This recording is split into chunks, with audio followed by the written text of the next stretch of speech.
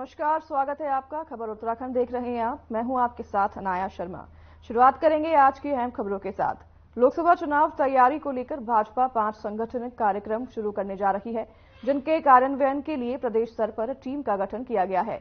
इन सभी अभियानों की जानकारी प्रदेश नेतृत्व केंद्र को भेजेगा और इसी के साथ काशीपुर में प्रदेश स्तरीय 2 दिन की बैठक संपन्न होने के बाद पार्टी ने उसमें लिए गए फैसलों पर अमल करना शुरू कर दिया है। आपको बता दें कि भाजपा प्रदेश अध्यक्ष महेंद्र प्रसाद भट्ट के निर्देश पर ये टीमें बनाई गई हैं और भाजपा के प्रदेश प्रवक्ता विनोद सुयाल ने भी बताया कि लोकसभा चुनाव को देखते हुए ये महत्वपूर्ण कार्यक्रम शुरू किए जा रहे हैं। पार्टी ने गांव चलो अभियान के लिए प्रदेश महामंत्री खिलेंद्र चौधरी को संयोजक और मुनीश सैनी, गोविंद पिलखवाल और श्रीपाल राणा को सह संयोजक बनाया है। दीवार लेखन टीम का नेतृत्व प्रदेश मंत्री आदित्य चौहान करेंगे और उनके साथ ही सह संयोजक के रूप में चंडी प्रसाद भट्ट, गुरविंदर सिंह चंडोक और दिनेश आर्या रहेंगे। रूप से भारतीय जनता पार्टी ने समाज के सभी वर्गों तक नरेंद्र भाई मोदी के नेतृत्व में जो विकास हुआ है वो उन सब तक पहुंचे, उन सबको उसकी जानकारी हो। इसके लिए विभिन्न प्रकार के कार्यक्रम किए हैं। जो होने वाले कार्यक्रम हैं उनमें गांव चलो अभियान एक कार्यक्रम है कि प्रत्येक गांव में जाना होगा और लगभग 24 घंटे का प्रवास का कार्यक्रम उसी गांव में हमारे कार्यकर्ताओं के द्वारा, हमारे नेता और पदाधिकारियों के द्वारा किया जाएगा। उसके अलावा प्रत्येक बूथ पर हम 5 कमल बनाने का एक कार्यक्रम हमने लिया है।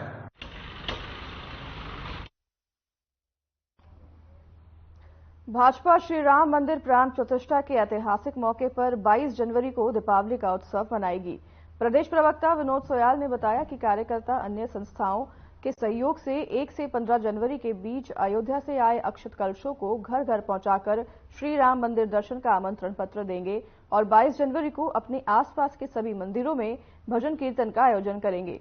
तो वहीं कार्यकर्ता अपने घर के मंदिर में 5 दिए जलाकर अपने घर में दीपावली की तरह सजावट करेंगे।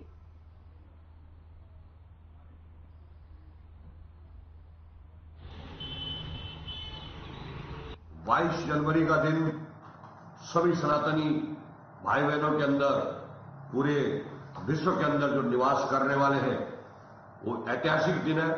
भगवान श्री राम की उस दिन वहां पर विराजमान होने वाले हैं, जिसमें मुख्य अतिथि हमारे आदरणीय प्रधानमंत्री जी रहने वाले हैं। उस दिन को दीपावली के रूप में पूरे सभी सनातन धर्मावलंबी और जिनकी राम के प्रति आस्था है उसे दीपावली के रूप में मनाने वाले हैं।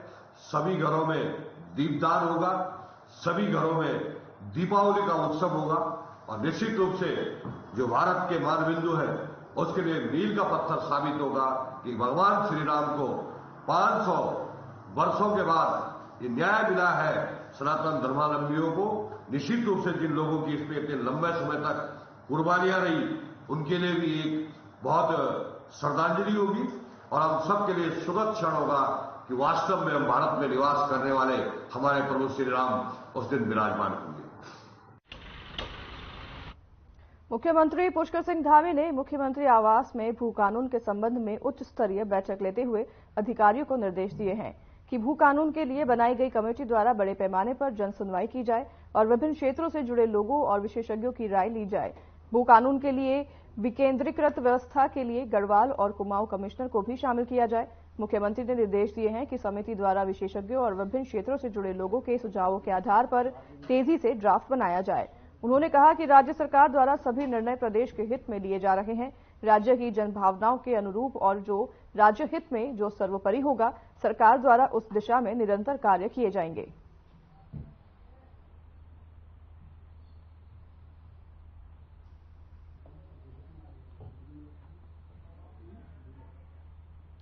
विकासनगर में शिमला बाईपास रोड पर पूर्व फौजी की ट्रक से खुलकर मौके पर ही मौत हो गई है। पुलिस को सूचना मिलते ही मौके पर पहुंची और ट्रक चालक को गिरफ्तार कर लिया है। बता दें कि एनएच का निर्माण कार्य चल रहा है, जिसमें निर्माण कर रहे कंपनी की लापरवाही भी देखने को मिल रही है। लोगों को रात के वक्त आने जाने में काफी दिक्कतों का सामना भी करना पड़ रहा है। मृतक अमरिक सिंह पूर्व फौजी गुरुद्वारा पावंटा साहिब में सेवा करते थे। घटना के वक्त वो पोंटा साहिब गुरुद्वारा की ओर जा रहे थे, तभी यह हादसा हुआ।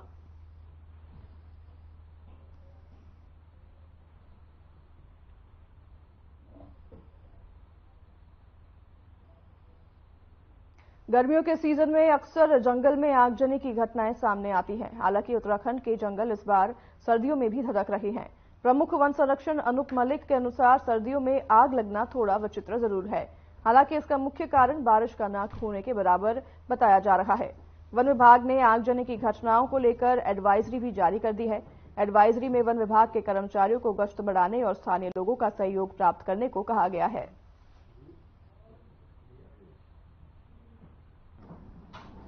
सर्दियों में इस साल भाई तो बारिश बिल्कुल नहीं हुई है। पिछले सालों में आप लोगों ने भी ऑब्जर्व किया है कि नवंबर एंड में या दिसंबर के पहले हफ्ते में बारिशें हो जाती हैं।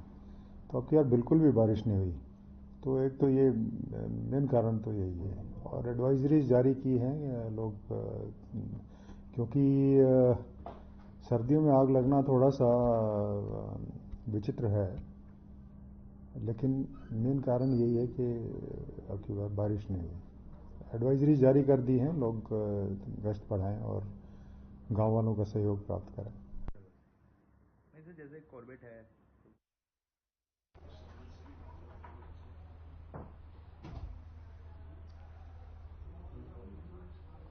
ग्रामीणों ने कॉर्बेट नेशनल पार्क के ढला झिरना पर्यटन जोन में पर्यटकों की आवाजाही रोक दी है, जिसके बाद पुलिस ने बल प्रयोग 1 दर्जन से अधिक लोगों को गिरफ्तार कर लिया है। आपको बता दें कि ग्रामीण अपनी विभिन्न मांगों को लेकर प्रदर्शन कर रहे थे। इस दौरान उन्होंने धरना देते हुए कॉर्बेट टाइगर रिजर्व का ढेला झिरना पर्यटन जोन को बंद कर दिया है। इस पर ग्रामीणों का कहना है कि लंबे समय से वन विभाग चिन्हित बाघ को ट्रैंकुलाइज नहीं कर पाया है, जिससे गांव में आतंक फैला हुआ है। बता दें कि ग्रामीण लंबे समय से विभिन्न मांगों को लेकर लगातार प्रदर्शन कर रहे हैं। इसी के साथ आपको बताएं कि ग्रामीणों की मांग है कि बाघ के हमले से दिसंबर महीने में मारी गई अनिता देवी के परिवार को 25 लाख मुआवजा और बाघ के हमले से दिसंबर महीने में घायल अंकित का इलाज कॉर्बेट प्रशासन अपने खर्चों पर करवाए। आप लोगों की ये तानाशाही है पुलिस की, सरकार की, धामी सरकार की, मोदी सरकार की। शांतिपूर्वक आंदोलन का, जन आंदोलन का दमन किया जा रहा है। अच्छा, तो आगे क्या है निर्णय? ये जो कॉर्बेट पार्क बंद है, ये जारी रहेगा, अभी भी जारी है। हमारी गिरफ्तारी के बावजूद भी जिप्सी पर रोक लगाई गई है। अच्छा, टूरिस्टों को नहीं जाने दिया जाएगा। अभी भी हमारे लोग बाहर हैं और इसका विरोध प्रदर्शन कर रहे हैं। 1 दर्जन लोग इन्होंने गिरफ्तार किए, लेकिन अभी भी सैकड़ों की संख्या में लोग आ रहे हैं, यहाँ पर पहुंचे हुए हैं और अभी भी हमारा धरना जारी है। एक्चुअली इसमें कल दिनांक 30 दिसंबर 2023 को डायरेक्टर कॉर्बेट साहब द्वारा ये संस्तुति की गई थी। कुछ लोगों द्वारा धरना प्रदर्शन किया जा सकता है ढला गेट से पूर्व, और चूंकि यहाँ पर टाइगर के द्वारा लगातार मूवमेंट्स किए जा रहे हैं, वो कैमरा ट्रेस में देखे गए हैं और कोई इस प्रकार की घटना ना हो, उन सबको सुरक्षित रखे जाने के दृष्टिगत 144 लगाने की प्रस्तुति की गई थी। जिस क्रम में उप जिला मजिस्ट्रेट द्वारा प्रस्तुति के आधार पर उसमें 144 लगा दी गई थी, जिसमें कोई भी 4 या 4 से अधिक व्यक्ति एक साथ एकत्रित नहीं हो सकते। परंतु देखा गया कि आज प्रातः करीबन 6 बजे के आसपास कुछ लोग एकत्रित हो गए और 144 का स्पष्ट उनके द्वारा उल्लंघन किया जा रहा था, जिसमें उनको अभी मौके से उठा लिया गया है। और उसमें यदि कोई वायलेशन किया जाता है और इसके भविष्य में भी कोई दृष्टिगत इसमें किया जाएगा तो इसमें 188 लगाएंगे। इन पर कार्रवाई होगी आगे ग्रामीणों। देखिए 144 का अगर यदि उल्लंघन होता है तो उसमें धारा 188 लगाई जाती है आईपीसी की, या फिर निजी मुचल को तो भी छोड़ा जा सकता है। वो उप जिला मजिस्ट्रेट का विवेक है। उधम सिंह नगर जनपद में जिला मुख्यालय में जिला प्रशासन द्वारा सरस मेले का आयोजन किया जा रहा है। इसी क्रम में सरस मेले की तैयारियों को लेकर जिलाधिकारी उदय राज सिंह, मुख्य विकास अधिकारी विशाल मिश्रा और नगर निगम की टीम के साथ गांधी पार्क में पहुंचकर मौके का निरीक्षण किया और साथ ही जिलाधिकारी ने आवश्यक दिशा निर्देश भी जारी किए हैं। आपको बता दें कि 10 दिन तक चलने वाले इस मेले का शुभारंभ सीएम पुष्कर सिंह धामी करेंगे, जिसमें जन कल्याणकारी योजनाएं से लाभान्वित हुई महिलाओं को प्रोत्साहित भी किया जाएगा।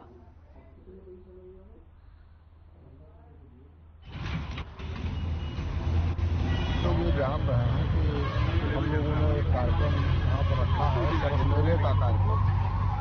तो सरस मेले का कार्यक्रम तो 10 दिन चलेगा, लेकिन उस कार्यक्रम में इस जनपद के जो विभिन्न योजनाओं से जुड़े लाभार्थी हैं, विशेषकर महिलाओं को हम लोग यहाँ पर ले आएंगे। हमारे तमाम जो स्टॉल्स लगेंगे जो सेल्फ हेल्प ग्रुप द्वारा तैयार किए गए हैं, एक मेगा कार्यक्रम जैसे अन्य जनपदों में हुए हैं, तो हम लोग ये कार्यक्रम कराने की पूरी एक प्लानिंग बनाए हुए हैं। 23 ट्राई क्लब हल्द्वानी अपना पहला स्थापना दिवस मना रहा है। ऐसे में ट्राई क्लब द्वारा नए साल के मौके पर फन रन का आयोजन कर रहा है, जो 7 जनवरी को आयोजित की जाएगी, जिसमें हर उम्र के लोग प्रतिभाग करेंगे। 23 ट्राई क्लब हल्द्वानी के संयोजक संजय रावत ने पत्रकारों से बातचीत में कहा, 23 ट्राई क्लब का मकसद स्वास्थ्य के प्रति लोगों को जागरूक करना है, ताकि हमारे समाज से नशे जैसी बुराइयों को दूर किया जा सके। उन्होंने कहा, उनका क्लब आर्थिक रूप से कमजोर खिलाड़ी जो उत्तराखंड को बड़े प्लेटफॉर्म पर प्रेजेंट करते हैं, उनको वो हर संसाधन उपलब्ध करवाता है जिसकी उसको जरूरत होती है। ट्राई क्लब के संयोजक संजय रावत ने कहा, 7 जनवरी को सुबह 7 बजे से संगम बैंकेट हॉल से फन रन की शुरुआत की जाएगी, जो 5 किलोमीटर और 10 किलोमीटर की दौड़ आयोजित की जाएगी।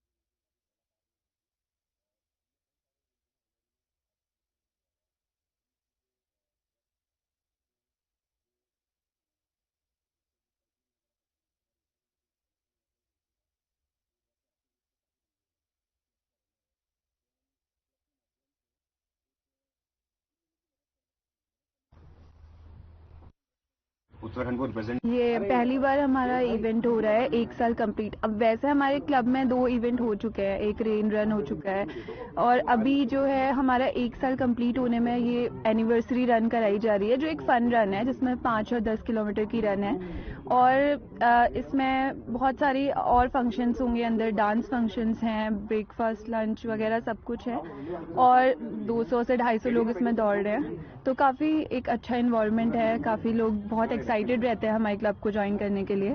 तो मेरा नाम प्रियंका माचिल है। Thank you. हमारे क्लब को आज 1 साल हो चुका है, तो उसकी एनिवर्सरी सेलिब्रेशन हमने 7 जनवरी को रखी है, जिसमें हम लोगों ने 5 किलोमीटर और 10 किलोमीटर की फन रन रखी हुई है। रेन रन जो हुई थी हमारी गौला पार में हुई थी और हमने कई सारे इवेंटों में हल्द्वानी में पार्टिसिपेशन भी लिया हुआ है। पुलिस की जो ड्रग हैं जो पड़ोसी देश नेपाल की राजधानी काठमांडू में अंतर्राष्ट्रीय हवाई अड्डे के प्राधिकरण विभाग ने डोमेस्टिक हवाई अड्डे को अंतर्राष्ट्रीय हवाई अड्डे के तौर पर विकसित कर यात्रियों को सुविधाएं दी हैं। नेपाल के नागरिक उड्डयन प्राधिकरण के अधिकारी युवा डीजीसीए प्रदीप अधिकारी के माध्यम से लगातार यात्रियों की सुविधाओं को लेकर एयरपोर्ट क्षेत्र में विकास कार्य किए जा रहे हैं। काठमांडू से विश्व प्रसिद्ध पर्यटन स्थल पोखरा डोमेस्टिक हवाई अड्डे का विस्तारीकरण कर अंतर्राष्ट्रीय एयरपोर्ट बनाया गया है। इसी क्रम में गौतम बुद्ध की जन्मस्थली लुम्बिनी एयरपोर्ट को गौतम बुद्ध अंतर्राष्ट्रीय एयरपोर्ट बनाया गया है। प्रधानमंत्री नरेंद्र मोदी के 16 मई 2023 को गौतम बुद्ध की जन्मस्थली माया देवी मंदिर के दौरे के बाद से देश विदेशों से आने वाले पर्यटकों की जनसंख्या में बदलाव आने लगा है और जल्द ही नवनिर्मित गौतम बुद्ध अंतर्राष्ट्रीय एयरपोर्ट पर भारत से भी हवाई यात्रा सकेगी। ऐसे में नेपाल की प्रसिद्ध पर्यटन नगरी पोखरा इंटरनेशनल एयरपोर्ट पर भी हवाई यात्रा का विस्तार किया जाएगा।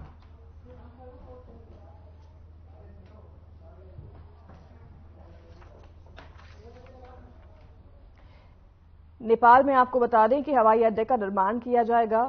अब सभी डोमेस्टिक हवाई अड्डों को अंतर्राष्ट्रीय हवाई अड्डे में विस्तार किया जा रहा है ताकि इससे यात्रियों को कोई दिक्कत ना हो और इसी के साथ नेपाल में भी अब हवाई यात्रा का विस्तार किया जाएगा। नेपाल से टूरिज्म और भारत से नेपाल आना जाना जो है वह अब आसानी से हो सकेगा। यात्रियों को ये सारी सुविधाएं देने के लिए ये जो हवाई अड्डे हैं इनका विस्तारीकरण करके इन्हें अंतर्राष्ट्रीय हवाई अड्डे बनाए जा रहे हैं। ये जो डोमेस्टिक एयरपोर्ट्स हैं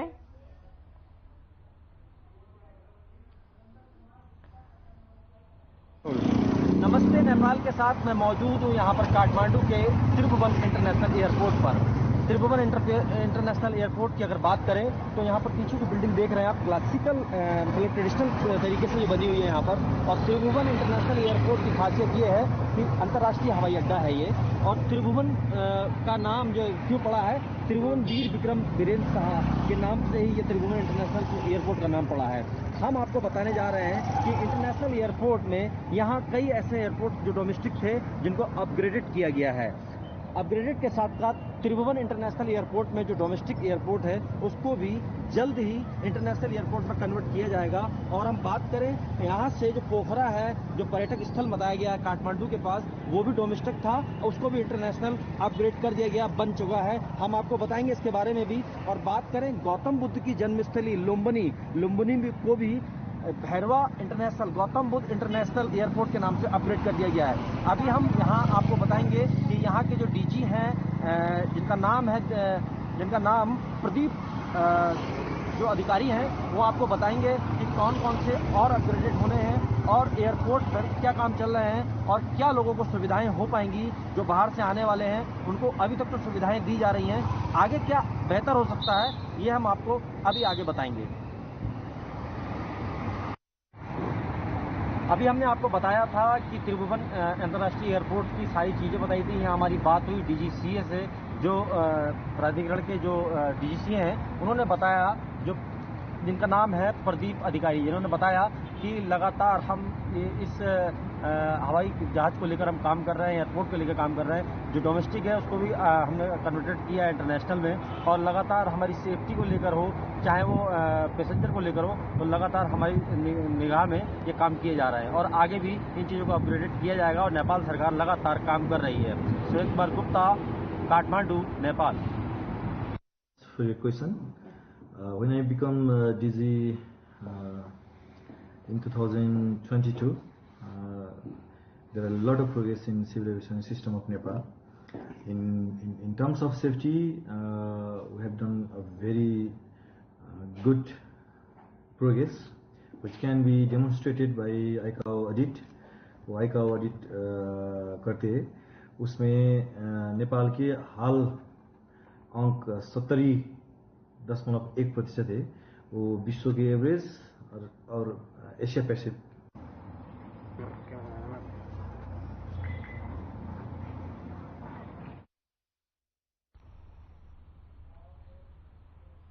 खबर देहरादून से है, जहां भू कानून पर सीएम पुष्कर सिंह धामी का बड़ा फैसला सामने आया है, जिसके अनुसार उत्तराखंड राज्य में अब से बाहरी व्यक्तियों को भूमि क्रय करने की अनुमति नहीं मिलेगी। बता दें कि कृषि एवं उद्यान के उद्देश्य से बाहरी लोगों को जमीन खरीदने पर रोक लगा दी गई है। इसके लिए सभी जिलों के डीएम को निर्देश दिए गए हैं। सीएम धामी का प्रदेश हित और जनहित में ये बड़ा निर्णय बताया जा रहा है। भू कानून समिति की आखिया प्रस्तुत किए जाने तक या अग्रिम आदेशों तक ये रोक लगी रहेगी। मुख्यमंत्री पुष्कर सिंह धामी ने मुख्यमंत्री आवास में भू कानून के संबंध में उच्च स्तरीय बैठक लेते हुए अधिकारियों को निर्देश दिए कि भू कानून के लिए बनाई गई कमेटी द्वारा बड़े पैमाने पर जन सुनवाई की जाए और विभिन्न क्षेत्रों से जुड़े लोगों और विशेषज्ञों की राय ली जाए। इस अवसर पर अपर मुख्य सचिव राधा रतूड़ी, एडीजी एपी अंशुमन, सचिव एवं गढ़वाल कमिश्नर विनय शंकर पांडे और अपर सचिव जेसी कांडपाल उपस्थित रहे हैं।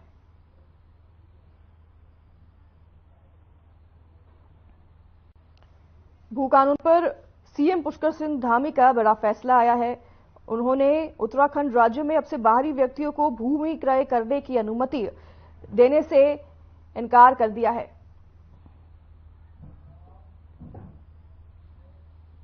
जसपुर में क्षत्रिय महासभा का वार्षिक उत्सव हीरा गार्डन परिसर में किया गया, जिसमें कार्यक्रम में मुख्य अतिथि जसपुर के विधायक आदेश सिंह चौहान ने प्रतिभाग लिया और कार्यक्रम में जसपुर क्षेत्र की उन प्रतिभाओं को सम्मानित किया गया जिन्होंने शिक्षा जगत के साथ साथ समाज में भी उत्कृष्ट कार्य किया है।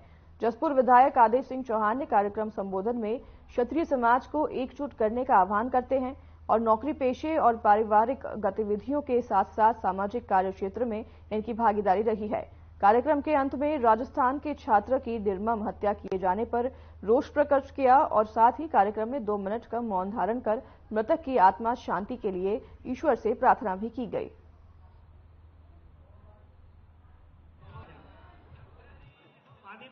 वार्षिक उत्सव होता है क्षत्रिय महासभा का, हमारा क्षत्रिय महासभा द्वारा, और उसमें क्योंकि जाति में कोई बुराई जो कुरीतियां आती जा रही हैं उनको कम करने का प्रयास किया जा रहा है और जो हमारे बच्चे आगे निकलने उनको सम्मानित करते हैं, उनके परिवार को, जिससे कि आने वाले बच्चों को और जागरूकता हो और हमारा समाज आगे बढ़ सके। क्योंकि आज की तारीख में पैसा कमाने की होड़ में आज माता पिता को भूलते जा रहे हैं, तो यही संस्कार देने के लिए प्रयास कर रहे हैं हमारा क्षत्रिय समाज, और जो कोई परेशानी में होता है उसका साथ देते हैं, सभी लोग मिलकर उसकी मदद करते हैं। तो कुरीतियों को बुरा करने का मकसद हमारा है कि वो हमारे समाज की जो बुराई है उनको दूर किया। तो किस तरह का ऐसा ना, जैसे कि हमारे कोई दहेज से संबंधित है या कोई गरीबी अमीरी का भेदभाव है या माता पिता या बेटे बच्चों में जो विवाद है या भाई से भाई का विवाद है, इनको कम से कम हो, यही उपदेश देने का प्रयास क्षत्रिय समाज का। युवाओं में कि हमारे पूर्वजों ने कभी नशे का सेवन नहीं किया और इसलिए वो शक्तिशाली और बाहुबली थे, तो उसको दूर किया जाए, ये सभी का प्रयास है। ठीक।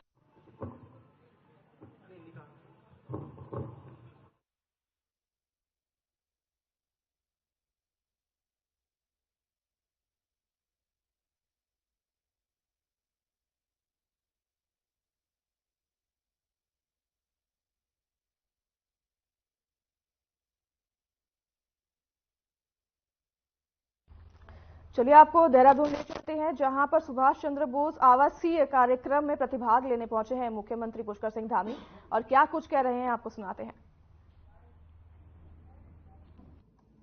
शिक्षा महानिदेशक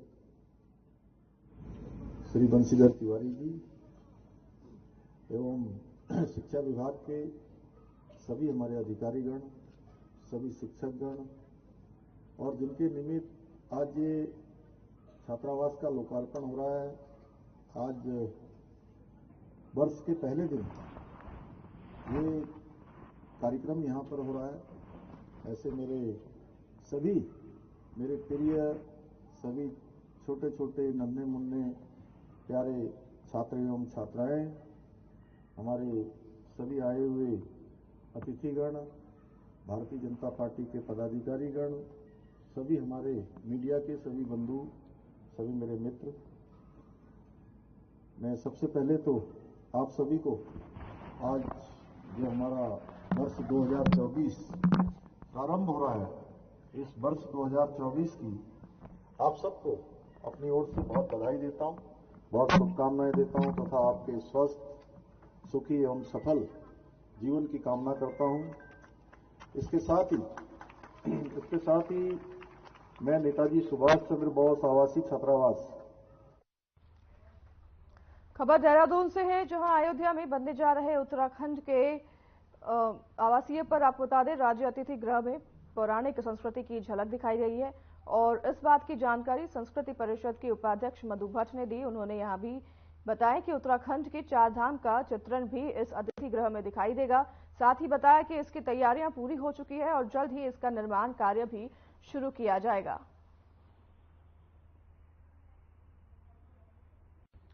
और आपको बता दें कि राज्य सरकार को अयोध्या में जमीन भी इसके लिए मिल चुकी है।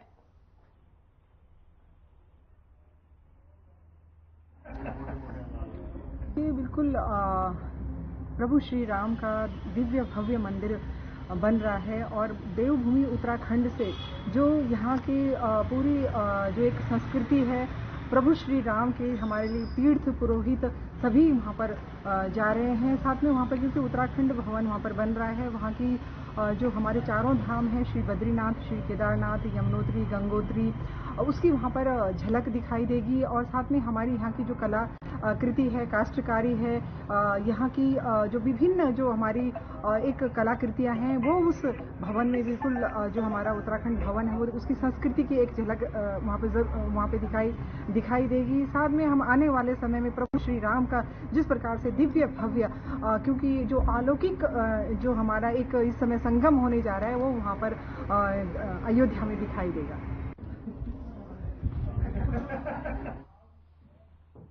चलिए, खबर उत्तराखंड में हमारे साथ फिलहाल इतना ही। मैं अनाया शर्मा आपसे लूंगी विदा, मुझे दीजिए इजाजत, नमस्कार।